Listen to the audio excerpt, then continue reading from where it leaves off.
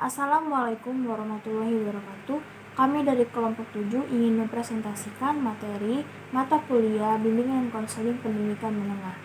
Yang pertama, saya akan menjelaskan tentang definisi bimbingan sosial menurut para ahli. Yang pertama itu menurut Jumhur dan Surya. Bimbingan sosial menurut Jumhur dan Surya adalah bimbingan yang bertujuan untuk membantu individu dalam menyelesaikan dan mengatasi kesulitan-kesulitan dalam masalah sosial, sehingga individu mampu menyesuaikan diri secara baik dan wajar dalam lingkungan sosialnya. Yang selanjutnya menurut Mapir 2004. Bimbingan sosial adalah suatu bimbingan yang dapat dikatakan bimbingan sosial apabila penekanan bimbingan lebih diarahkan pada usaha mengurangi masalah sosial. Nah, berdasarkan beberapa pendapat di atas, maka dapat disimpulkan bahwa bimbingan sosial adalah salah satu bidang bimbingan konseling yang bermakna memberikan bantuan permasalahan-permasalahan sosial sehingga individu dapat menyesuaikan diri dengan baik di lingkungan sosial.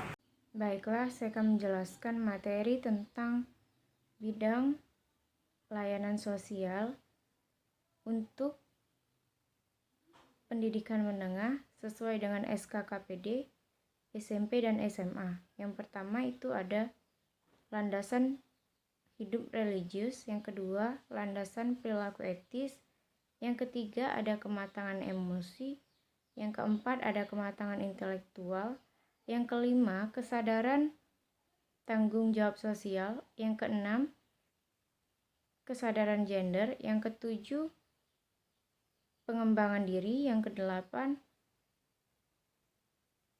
perilaku kewirausahaan atau kemandirian perilaku ekonomis, yang kesembilan ada wawasan dan kesiapan karir, yang kesepuluh ada kematangan hubungan dengan teman sebaya, yang ke-11 ada kesiapan untuk menikah dan berkeluarga.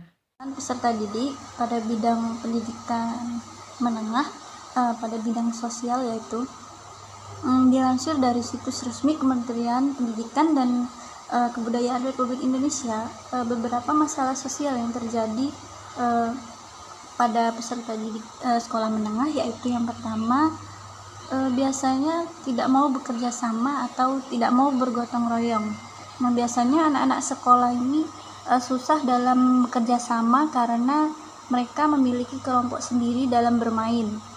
Hal ini tidak boleh terjadi di sekolah karena dapat menyebabkan ketimpangan antara siswa. Yang kedua itu membuang sampah sembarangan. Nah, ini sering terjadi di antara siswa-siswa yang lainnya juga. Membuang sampah sembarangan itu dapat membahayakan lingkungan sekolah dan juga bisa membahayakan teman sendiri. Jika lingkungan sekolah kotor, maka otomatis suasana dalam pembelajaran itu menjadi tidak kondusif dan menjadi kacau.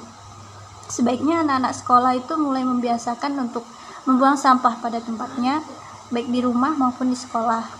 Maka suasana dalam belajar itu akan menjadi kondusif. Nah, ini yang ketiga ini perilaku membolos dalam sekolah. Nah, ini yang sering terjadi juga di sekolah.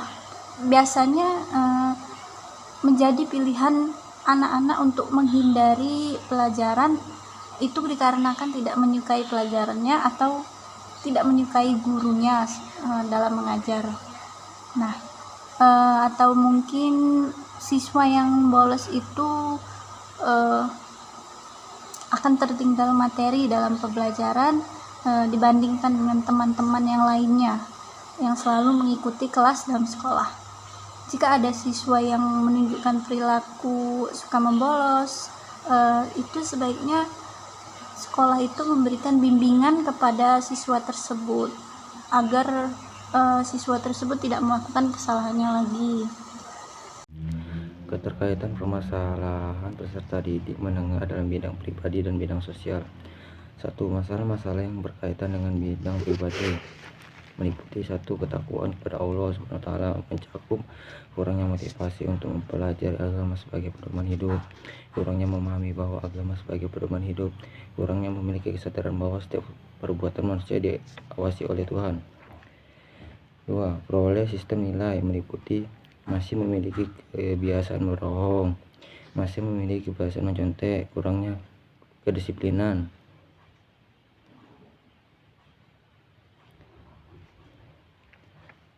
Berikutnya, kemandirian emosional meliputi belum mampu membebaskan diri dari perasaan atau perilaku kekanak-kanakan.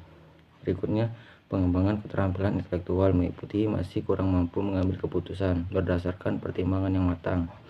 Berikutnya, menerima diri dan mengembangkan secara efektif meliputi kurangnya merasa bangga dengan keadaan diri sendiri.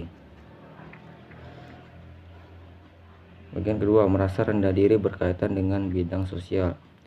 Berperilaku sosial yang bertanggung jawab meliputi kurangnya menyenangi kritikan apabila bergaul dengan orang lain yang mempunyai kelebihan. Berikutnya, kurangnya memahami tata krama pergaulan, kurangnya berpartisipasi dalam kegiatan sosial baik di sekolah maupun di masyarakat. Berikutnya, mencapai hubungan yang lebih matang dengan teman sebaya meliputi merasa malu untuk berteman dengan lawan jenis.